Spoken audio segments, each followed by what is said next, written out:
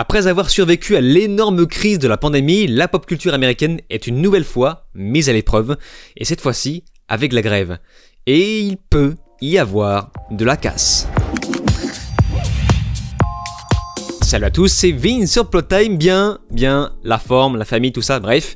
Me croiriez-vous si je vous disais que la pop culture telle que nous la connaissons sera figée, voilà, ou retardée, et parfois même radicalement changée de l'intérieur par le biais de l'écriture. Ce phénomène porte un nom, c'est la Writers Guild of America, la WGA. Pour faire simple, les scénaristes américains sont actuellement en grève. Depuis le 2 mai, pas moins de 11 500 scénaristes de cinéma et de séries ont donc cessé de travailler en raison d'un refus de négociation entre les équipes et les studios de production. Les revendications des scénaristes sont très simples, revaloriser les salaires et de meilleures conditions de travail. C'est tout. Pour vous expliquer un petit peu l'origine de leur colère, déjà on parle de bénéfices. Les bénéfices ont augmenté depuis l'arrivée des plateformes de streaming et malgré ça, les salaires ont baissé de 4% pour les scénaristes. Sans parler de l'absence totale de bénéfices en cas de succès d'une fiction, et ils ne sont pas non plus rémunérés pour les différentes versions qu'ils proposent à leurs producteurs. Et ça c'est quand même un sacré problème. Et un autre problème que les scénaristes ont raison de mettre sur la table, c'est la question autour de l'utilisation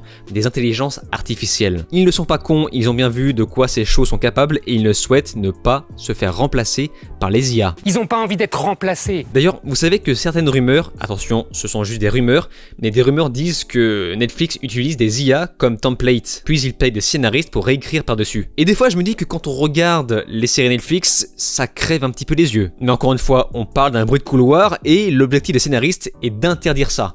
Et ils ont raison. Et oui, ce n'est pas pour rien que les scénaristes sont de piètre qualité ces dernières années. Les scénaristes sont complètement sous-exploités et il faut que ça cesse. Il faut que ça cesse parce que le scénario, c'est le squelette du film, clairement. Et on l'a bien vu avec quelque chose que vous connaissez très bien, Star Wars, la postlogie.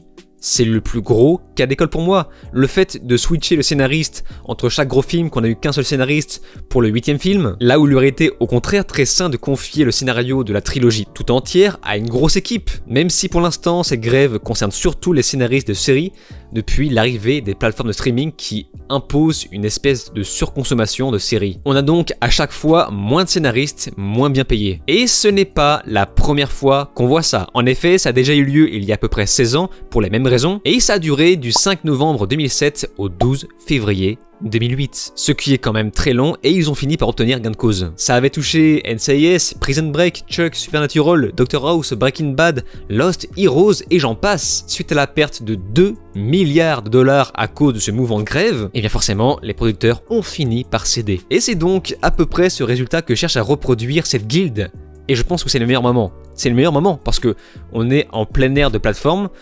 Comme je vous l'ai expliqué, il y a l'arrivée de l'IA. Il faut absolument pas contrer ça, faire en sorte de créer une clause pour interdire l'utilisation des IA au sein des entreprises. Mais surtout, on est en pleine phase de chute du côté de Disney. On peut aussi parler de l'échec avec Amazon, Netflix qui a aussi droit à sa chute. Bref, il est temps de leur faire comprendre qu'un scénariste est ce qu'il y a de plus important dans une fiction. Et ça pique parce que pas mal de grosses séries sont touchées et on va parler de tout ça. En commençant par Netflix. Depuis mai 2023, c'est la saison finale de Cobra Kai qui a été mise à l'arrêt. Et la dernière saison de Stranger Things est également touchée. Les frères Duffer ont d'ailleurs déclaré « L'écriture continue même quand le tournage commence. Bien que nous soyons impatients de commencer la production avec notre équipe, ce n'est pas possible pendant cette grève. Nous espérons qu'un accord équitable sera bientôt conclu afin que nous puissions tous nous remettre au travail. » Ce qui va sauver Netflix de cette impasse, c'est le fait de s'appuyer sur d'autres productions issues d'autres pays.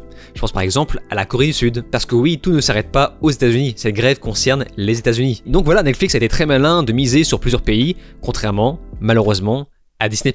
Encore. Du côté de Disney+, c'est la série Daredevil, Born Again, qui est la grande victime de cette grève. D'ailleurs, au passage, je ne comprends pas pourquoi ils n'annulent tout simplement pas cette série. En partant du principe qu'elle est rattachée au MCU et à She-Hulk, qu'elle sera forcément plus lisse visuellement, on retire toute l'essence de la série originale. Donc s'il vous plaît, annulez cette série. Pour l'instant, la série est complètement mise à l'arrêt et toujours progressée sur Disney+, Endor est également touché. La saison 4 de The Mandalorian est également touchée, bien que le tournage soit toujours prévu pour septembre 2023. Au passage, vu l'absence totale de scénario, ça ne devrait pas leur poser trop de problèmes. Malheureusement, les désabonnements continuent d'augmenter du côté de Disney+, pas moins de 4 millions d'abonnés de perdus lors du premier trimestre 2023, pourtant en pleine diffusion de la 3e saison de The Mandalorian. Du côté d'HBO, la victime n'est d'autre que la saison 2 de la série The Last of Us. Craig Mazin a rejoint la confrérie des grévistes et contraint HBO à mettre leur série The Last of Us en pause pour la saison 2. En tout cas, selon Variety, et tout ça peut faire retarder la série de plusieurs mois supplémentaires. Ce qui, je le rappelle encore une fois, est quand même colossal. Parce que oui, clairement, la saison 2 est au stade 0 et risque de l'être pour un petit moment. Et apparemment, pendant ce temps, les acteurs s'entraînent avec les textes du jeu.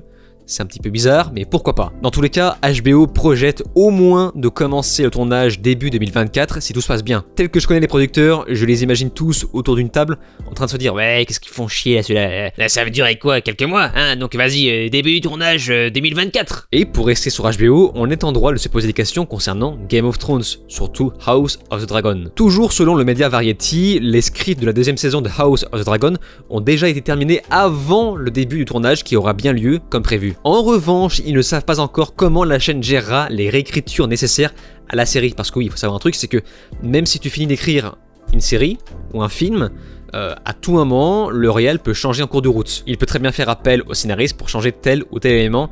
Le réal et son série, le showrunner, sont ceux qui ont le dernier mot. Mais rassurez-vous, George R.R. Martin s'est manifesté par rapport à ça. House of the Dragon, saison 2 a démarré son tournage le 11 avril et continuera à Londres puis au Pays de Galles. Les scripts des 8 épisodes ont déjà été proprement finalisés bien avant que la grève ne commence. Chaque épisode a eu le droit à 4 ou 5 brouillons et de nombreuses révisions afin de répondre aux attentes d'HBO, aux miennes, aux questions de budget, etc. Il n'y aura pas de nouvelles révisions. Les scénaristes ont fini leur travail, la série est maintenant entre les mains des réalisateurs et du reste de l'équipe, et bien sûr, des Dragons. Donc là on pensait le scénario menacé, en fait, ça va. C'est plutôt tranquille. On sent qu'il y a quand même une certaine organisation derrière. Par contre, le spin-off A Knight of the Seven Kingdoms, The Edge Knights, donc parce qu'il faut savoir que HBO prévoit encore d'autres spin-offs de la série, je pense que je vous en parlerai dans une autre vidéo, et bien ce spin-off est actuellement complètement en pause. Bon, même si je pense qu'avant les grèves, il ne devait pas vraiment être sur le feu. Et de son côté, l'auteur George R.R. Martin rejoint le mouvement des grévistes. Ouais, bon, à ça s'ajoute une question, depuis combien de temps il est en grève avec son 6e tome de Game of Thrones? Oui, je sais, elle était facile. En réalité, il affirme que son nouveau tome est la priorité number 1, et qu'il ne le mettra pas en pause, parce qu'apparemment ça n'a rien à voir. Et il a raison. Donc c'est bien beau tout ça, mais comment ça se passe maintenant du côté d'Amazon avec leur série phare, Les Anneaux de Pouvoir? Voici ce que disent les journalistes d'IGN. La grève n'interdit pas les réalisateurs et les producteurs de poursuivre leur travail. La guilde a toutefois prévu une clause pour les créateurs qui ont une double activité, comme Payne et McCain, donc les showrunners de la série Les Anneaux du Pourboire. Les réalisateurs peuvent toujours diriger et les producteurs peuvent toujours produire, mais tout travail qui serait considéré comme de l'écriture serait interdit aux membres de la guilde des scénaristes. Pour des productions comme Les Anneaux de Pouvoir ou encore House of the Dragon,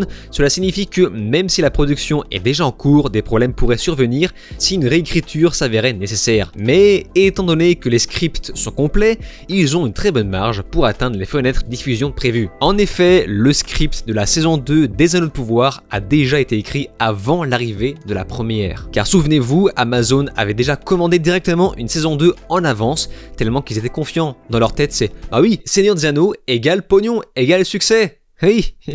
Bien sûr. Ce n'est qu'une devise, fric égale pognon, pognon égale fric. Allez voir ma vidéo sur le sujet. Le tournage de la saison 2 a d'ailleurs débuté en octobre dernier pendant la diffusion dans la première saison et on est donc actuellement à un stade très bien avancé. Donc Amazon ne devrait pas être affecté par tout ça.